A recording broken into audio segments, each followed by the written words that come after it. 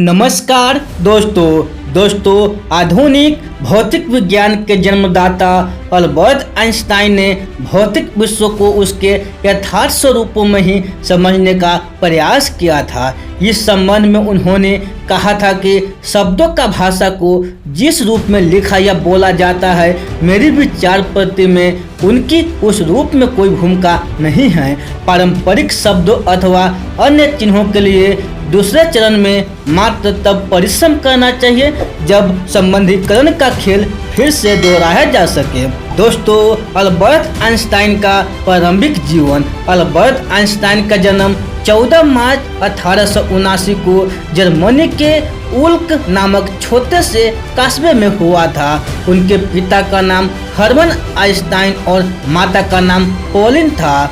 Pollen को अपने पुत्र से बहुत प्यार था और कभी वो उसको अपने से दूर नहीं करती थी। अल्बर्ट 3 वर्ष का हुआ तो उसकी माता के लिए एक समस्या खड़ी हो गई कि वो बोलता नहीं था। सामान्यतः 3 वर्ष के बालक तुतलाकर बोलना सीख जाते हैं, फिर भी माँ ने उम्मीद नहीं छोड़ी और उसे पियानो बजाना सिखाया। दोस्तों, बचपन में अल्बर्ट शांत स्वभाव का और शर्मीला बच्चा था और उसका कोई मित्र नहीं था। वो अपने पड़ोसन में रहने वाले बच्चों के साथ भी खेलना पसंद नहीं करता था। अल्बर्ट के माता पिता म्यूनिख रहने लगे थे। बच्चे म्यूनिख की सड़कों पर सेना की परेड को देखकर उनकी नकल उतारा करते थे, जबकि अल्बर्ट सिपाहियों को देखते ही रोने लगता था। दोस्तों, उस समय दूसरे सभी बच्चे बड़ा होकर सिपाही बनने की बात करते थे, लेकिन उसकी सिपाही बनने में कोई रुचि नहीं थी। अब अल्बर्ट 5 वर्ष का हो गया था और उसके जन्मदिन पर उसके माता पिता ने मैग्नेटिक कंपास उपहार में दिया, जिसे देखकर वो बहुत खुश हुआ था। जब उस मैग्नेटिक कंपास की सुई हमेशा उत्तर दक्षिण की तरफ रहती थी तो उसके दिमाग में प्रश्न आते थे कि ऐसा कैसे और क्यों होता है। दोस्तों, अल्बर्ट बचपन से ही पढ़ने लिखने में बहुत होशियार था, लेकिन शिक्षकों के साथ उसका तालमेल नहीं बैठता था क्योंकि वो रतंत्र विधा सिखाते थे। अल्बर्ट ईसाई नहीं यहूदी था, जिसके कारण स्कूल में ईसाई लड़के उसे परेशान करते थे। इसी वजह से उसके दिमाग में अकेलेपन की भावना आ गई थी। उसका बचपन में एक ही मित्र बना था जिसका नाम मैक्स टेम्ले था। दोस्तों, जिससे वो अपने मन की बातें करता था और तर्क संगत प्रश्न करता रहता था। एक दिन अल्बर्ट ने मैक्स से पूछा कि ये ब्रह्मांड कैसे काम करता है। इसका उत्तर मैक्स के पास नहीं था। इस तरह बचपन से उसका भौतिकी में बहुत रुचि रही थी। अल्बर्ट के चाचा जैकब एक इंजीनियर थे, जिन्होंने अल्बर्ट के मन में गणित के प्रति रुचि दिखाई थी। दोस्तों, उन्होंने उसे सिखाया था कि जब भी बीजगणित में कुछ अज्ञात वस्तु को ढूंढना चाहते हैं तो उसे बीजगणित में x का मान लेते हैं और तब तक ढूंढते रहते हैं जब तक कि पता नहीं लगा लेते। दोस्तों, अल्बर्ट जब 15 वर्ष का हुआ तो उसके पिता के कारोबार में समस्याएं आ गई, जिसके कारण उन्हें कारोबार बंद करना पड़ा। अब उसके माता पिता उसको जिम्नेजियम स्कूल में दाखिला दिलाकर नौकरी की तलाश में दूसरे शहर चले गए। अब माता पिता के जाने के बाद अल्बर्ट उदास रहने लगा और उसका पढ़ाई में ध्यान नहीं लगा, इसलिए वो भी अपने परिवार के पास इटली चला गया। इटली में उसने बहुत सुखद समय बिताया। उसके बाद 16 वर्ष की उम्र में अल्बर्ट को स्विट्जरलैंड के एक स्कूल में पढ़ने के लिए रखा गया। यहाँ पर उसने भौतिकी में गहरी रुचि दिखाना शुरू कर दिया और उसे योग्य अध्यापक भी मिले। दोस्तों, यहीं पर उन्होंने सापेक्षता का सिद्धांत का पता लगाया था। अल्बर्ट ने ज्यूरिख से स्नातक की डिग्री प्राप्त की थी। दोस्तों, अल्बर्ट आइंस्टाइन अध्यापक के रूप में स्नातक की डिग्री लेने के बाद उन्होंने विद्यार्थियों को पढ़ाने के बारे में विचार किया, लेकिन अल्बर्ट के अधिक ज्ञान की वजह से प्रारंभ में उन्हें नौकरी नहीं मिली।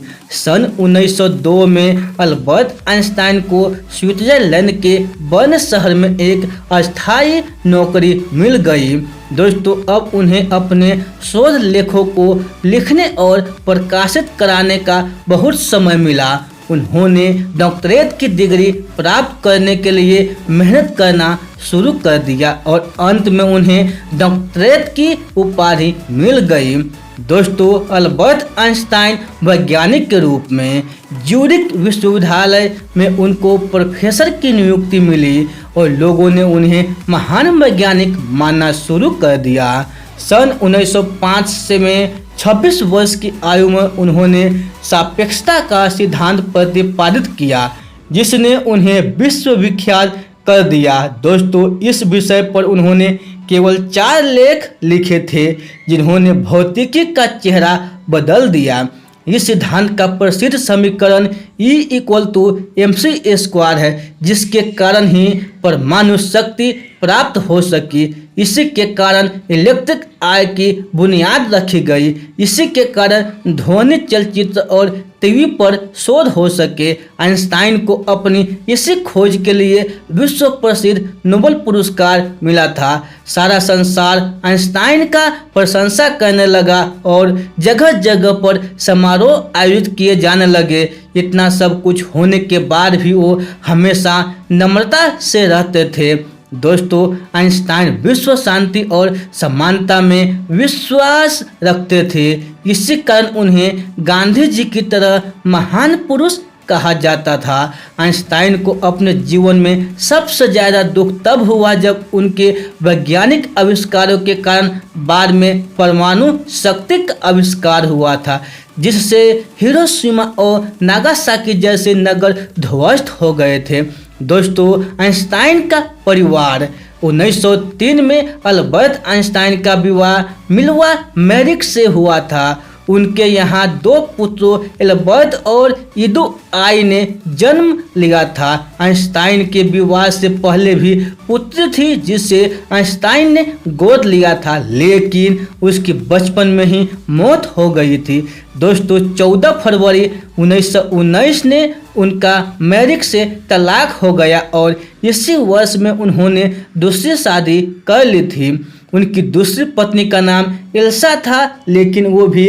1936 में चल बसी। वैसे भी उनकी पारिवारिक जीवन में रुचि कम थी और अपना ज़्यादातर समय अपनी वैज्ञानिक खोजों में लगते थे। दोस्तों, आइंस्टाइन की मृत्यु 18 अप्रैल 1955 में महान वैज्ञानिक अल्बर्ट आइंस्टाइन की अमेरिका के न्यू जर्सी शहर में मृत्यु हो गई। वह अपने जीवन एक अंत तक कार्य करते रहे और मानवता की भलाई में उन्होंने अपना जीवन समर्पित कर दिया था। इतना सब होने के बाद भी वो किसी के घनिष्ठ मित्र नहीं बन सके, क्योंकि उनका लक्ष्य हमेशा सृष्टि को जानने का रहा था। आइंस्टाइन के प्रतिभा से प्रभावित होने के कारण मृत्यु के बाद उनके दिमाग का अध्ययन किया गया, लेकिन कुछ विशेष तथ्य हाथ नहीं आए। तो दोस्तों, आप लोगों को आइंस्टाइन जी की बायोग्राफी अच्छी लगी हो तो अपने दोस्तों के साथ जरूर शेयर कीजिएगा। तो और ऐसे ही बायोग्राफी सुनने के लिए इस चैनल को जरूर सब्सक्राइब कीजिए। तो फिर मिलते हैं ऐसे ही अगले बायोग्राफी में। तब तक के लिए आप खुश रहिए, सुरक्षित रहिए और अपने सेहत को अच्छी तरह से ध्यान रखिए और अपने परिवार से मिलजुल कर रहिए। दोस्तों, आप लोगों को बहुमूल्य समय देने के लिए हमारे दिल से आप लोगों को बहुत बहुत धन्यवाद।